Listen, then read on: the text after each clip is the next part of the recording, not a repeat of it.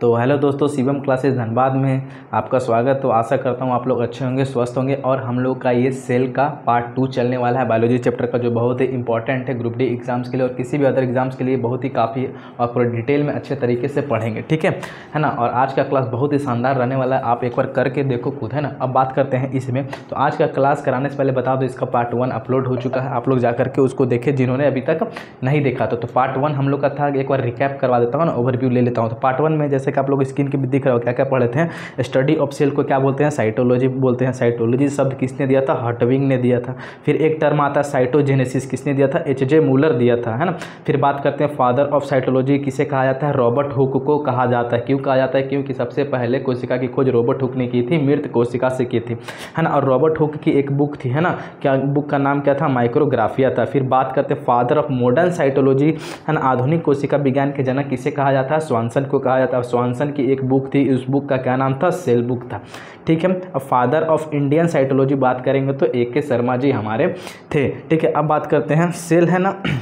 तो कोशिका की खोज रॉबर्ट हुक ने 1665 ईस्वी में की थी, कॉर्क के अंदर, है ना, मधुमक्खी के छत्ते जैसे स्ट्रक्चर थे उससे की थी। अब बात करते हैं फर्स्ट टाइम लिविंग सेल, मतलब फर्स्ट टाइम जीवित कोशिका की खोज किसने की है? जीवित कोशिका किसने देखा था? ए.वी. लोवेनबर्ग ने देखा था। कब? 1674 ईस्वी में। और इसी के साथ ए.वी. लोवेनबर्ग ने किसकी खोज की थी? सबसे पहले स्पर्म, आरबीसी और प्रोटोजोआ के सेल की भी खोज की थी, या उसके बारे में बताया था।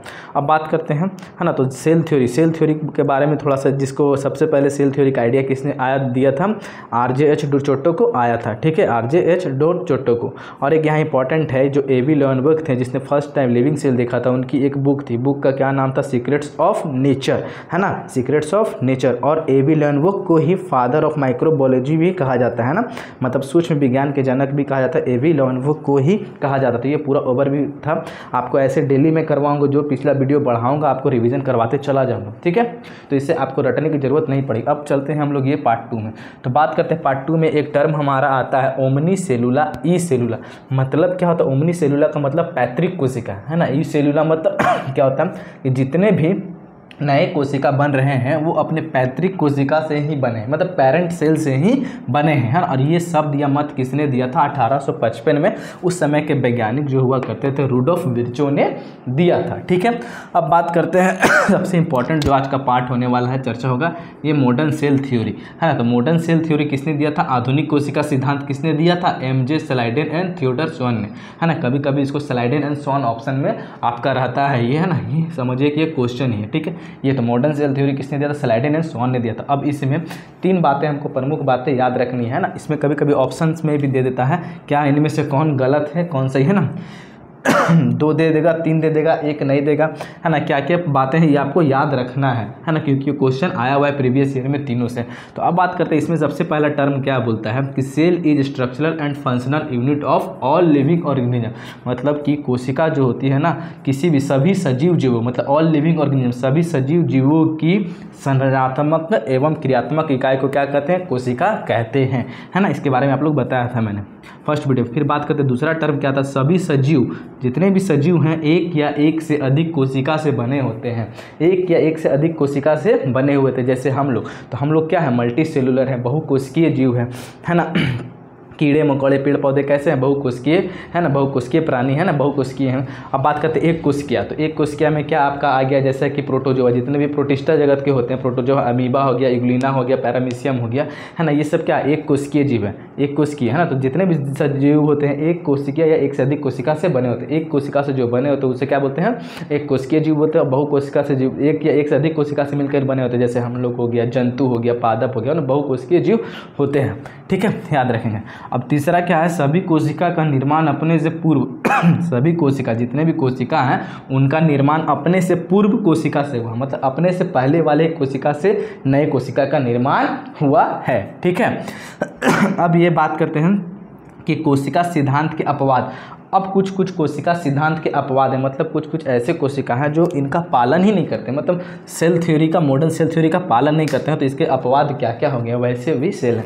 तो बात करते हैं वायरस। तो वायरस जो कोशिका सिद्धांत के अपवाद के एग्जाम्पल है, वायरस है। फिर वायरॉइड है है ना, ये बहुत ही इंपॉर्टेंट है। अगर अच्छे लेवल के क्वेश्चन पूछे हो तो इनमें से पूछ सकता है। वायरस कोशिका सिद्धांत को नहीं मानता क्योंकि इसका कोशिका मतलब कोशिका का जैसा लक्षण नहीं होता, मतलब जीवित कोशिका का जैसा ये लक्षण नहीं होता। ये जीवित और निर्जीव दोनों की तरह व्यवहार करता है। इसके बारे में बात करें तो वायरस हो गया, वायरॉइड हो गया, प्रियॉन हो गया, फिर आरबीसी, है ना, ये याद रखिएगा। आरबीसी तो बहुत ही इंपॉर्टेंट है ना, ये कोशिका सिद्धांत का पालन नहीं करता है, याद रखिएगा। फिर वायरस से इंपॉर्टेंट, ये दोनों इंपॉर्टेंट है। प्रियॉन और वायरॉइड के भी अगर क्वेश्चन ज़्यादा टफ किया तो ये भी पूछ सकता है। तो अब बात करते हैं कोशिका सिद्धांत के अपवाद क्या क्या हो गए, एक्सेप्शन ऑफ सेल थ्योरी।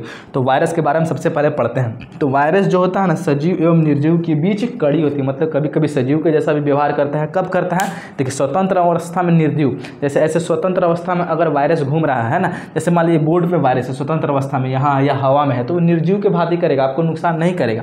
लेकिन जैसे ही हम लोग सांस ले लेंगे, सांस लेके हमारे बॉडी के अंदर आ गया, टच होकर के आ गया, जैसे कोरोना वायरस है ना, कोरोना वायरस अगर ऐसे इन्वायरमेंट फ्री इन्वायरमेंट में घूम रहा है तो कोई खतरा नहीं है, लोहा पे चिपका हुआ है ना, तो कोई खतरा नहीं। इसलिए तो बोलते लोहा पे कहीं टच ना करिए, ना करें, क्योंकि वो निर्जीव कंडीशन में जैसे ही हमारे बॉडी में आता है, हमारे बॉडी में जैसे ही सांस के द्वारा आता है, किसी के द्वारा आता है, तो उनको एक इन्वायरमेंट मिल जाता है और वो अपने आप को सजीव बना लेते हैं और हमारे बॉडी के लिए क्या होते हैं, हार्मफुल होते हैं। तो ऐसे खुले में रहते हैं स्वतंत्र अवस्था में, तो निर्जीव तो अनुकूल वातावरण में सजीव की भांति व्यवहार करते हैं। ये वायरस का प्रॉपर्टी जान लीजिएगा ना। अब बात करते हैं केवल डीएनए एवं आरएनए से निर्मित होते हैं।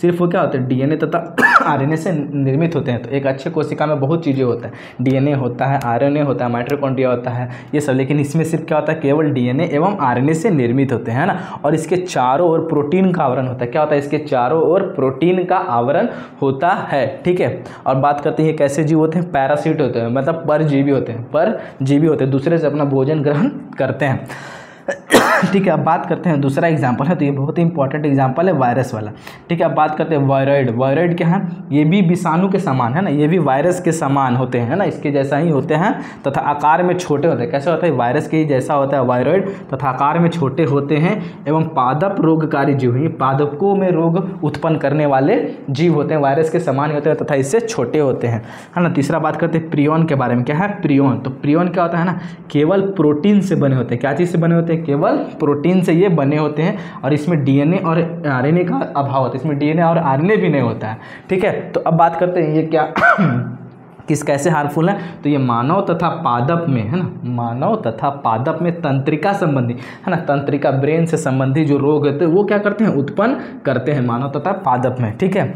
और ये सब जितना भी अभी पढ़ा रहे हैं कोशिका सिद्धांत के अपवाद है ना, मतलब कोशिका है ना, जीवित कोशिका के जैसा इनका लक्षण नहीं होता है ना, इनका स्ट्रक्चर इतना अच्छा डेवलप होता है ना, मतलब डेवलप नहीं होते, ठीक है। अब बात करते हैं आरबीसी के बारे में। तो आरबीसी भी है कोशिका सिद्धांत का अपवाद में आता है। तो आरबीसी लाल रुधिर कोशिका मतलब रेड ब्लड सेल्स। अब देखिए ये क्या होता है, इसमें केंद्रक विहीन होते, याद रखिए, तो बहुत इंपॉर्टेंट क्वेश्चन, इसमें कोई केंद्रक नहीं पाया जाता है। और अच्छे कोशिका में क्या होता है, जो सेल थ्योरी को है ना, कोशिका सिद्धांत को मानते हैं, उसमें क्या होता है, केंद्रक होता है, जैसे प्रोकैरियोटिक हो चाहे यूकैरियोटिक हो, है ना, केंद्रक तो होता है, लेकिन प्रोकैरियोटिक में तक घुले हुए होते हैं, है ना, अच्छे प्रोमिनेंट नहीं होते। तो आरबीसी क्या होता है, इसमें केंद्रक नहीं होते हैं, माफ़ कीजिएगा, ठीक है। और ये कोशिका संरचना दृष्टि से, कोशिका के संरचना के दृष्टि से जो आरबीसी होते हैं ना, कोशिका के जैसा एक संरचना होता है, तो उस दृष्टि से ये अपूर्ण होते हैं, उतने अच्छे ढंग से विकसित नहीं होते, उनका संरचना अच्छे कोशिका जैसा नहीं होता, इसीलिए कोशिका सिद्धांत के क्या है, अपवाद हैं, ठीक है। अब बात करते हैं एक थ्योरी है ना, एक थ्योरी या एक्सपेरिमेंट बोल सकते हैं, साइंटिस्ट के द्वारा किया गया था, लुईस पास्चर के द्वारा ना, स्वान नेक एक्सपेरिमेंट। स्वान मतलब क्या होता है, हंस होता है, नेक मतलब क्या होता है, गर्दन होता है, एक्सपेरिमेंट मतलब प्रयोग। तो लुईस पास्चर के द्वारा एक एक्सपेरिमेंट किया गया था, हंस ग्रीवा प्रयोग जिसका नाम देते हैं। तो स्वान नेक एक्सपेरिमेंट किसके द्वारा किया गया था, लुईस पास्चर के द्वारा। ये भी क्वेश्चन आता है ना, और एनसीईआरटी का है, सारा डाटा एनसीईआरटी से मैंने लिया हूँ और आप इसको अच्छे डिटेल से पढ़ोगे।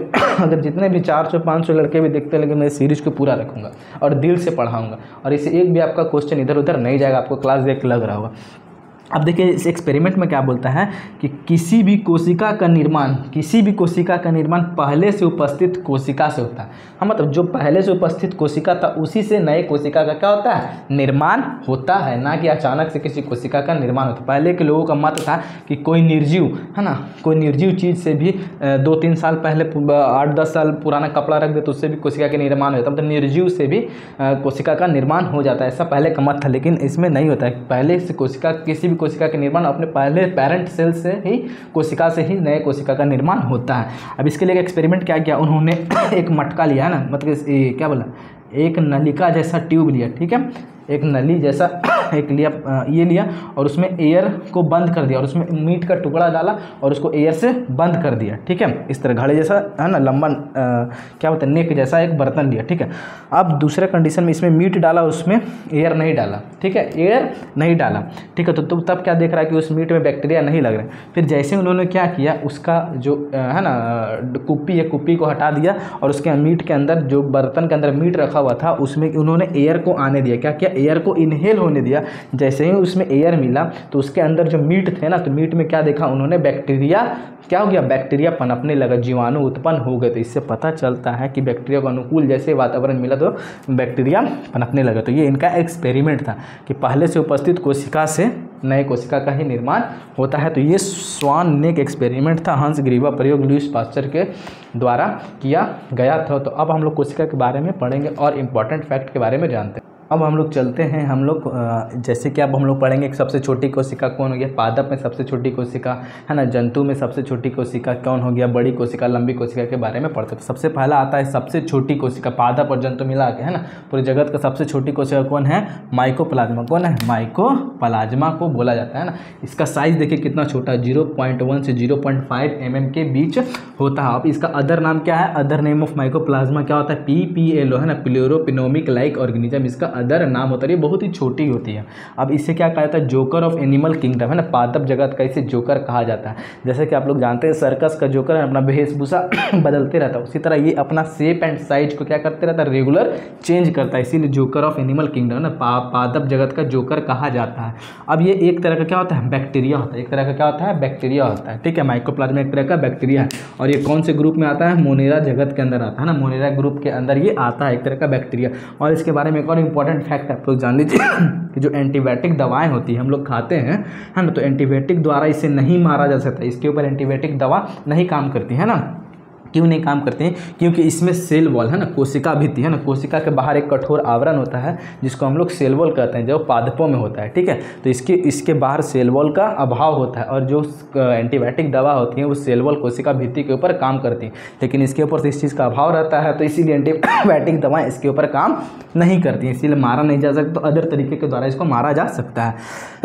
अब बात करते हैं जंतु जगत का, है ना, जंतु एनिमल किंगडम का सबसे बड़ा कोशिका एवं सबसे भारी कोशिका का बात करेंगे तो कौन है, शुतुरमुर्ग का अंडा है जंतु जगत में, है ना। एनिमल किंगडम में सबसे बड़ा और सबसे भारी कोशिका किससे कहा होता है, सबसे बड़ा कोशिका शुतुरमुर्ग का अंडा होता है। अब उसके बाद सबसे बड़ा एक कोशिकीय पादप, है ना, पादप बात करें प्लांट, सबसे बड़ा एक कोशिकीय पादप कौन है आपका, एसिटाबुलेरिया। कौन है आपका, एसिटाबुलेरिया है। यह एक तरह का क्या है, शैवाल है, याद रखिएगा, एसिटाबुलेरिया का एक तरह का शैवाल है और सबसे पहले केंद्रक इसी में खोजा गया था, याद रखिए। सबसे पहले केंद्रक पूछेगा किस में खोजा गया था, तो एसिटाबुलेरिया शैवाल में ही सबसे पहले केंद्रक की खोज हुई थी। ये इंपॉर्टेंट है, आप लोग याद कर सकते हैं। और सबसे बड़ा कोशिकीय एक पादप होता है, सबसे बड़ा एक कोशिकीय पादप होता है ना जंतु जगत का, ठीक है, सबसे बड़ा कोशिकीय पादप होता है, यूनिसेलुलर। अब मनुष्य की सबसे बड़ा कोशिका ना, मनुष्य जगत में मेल हो या फीमेल दोनों को बात करें तो मनुष्य की सबसे बड़ी कोशिका कौन होती है, अंडाणु होती है, क्या ना, ओव्यूम होता है, जो कि फीमेल का होता है, जो कि फीमेल का अंडाणु होता है, मनुष्य में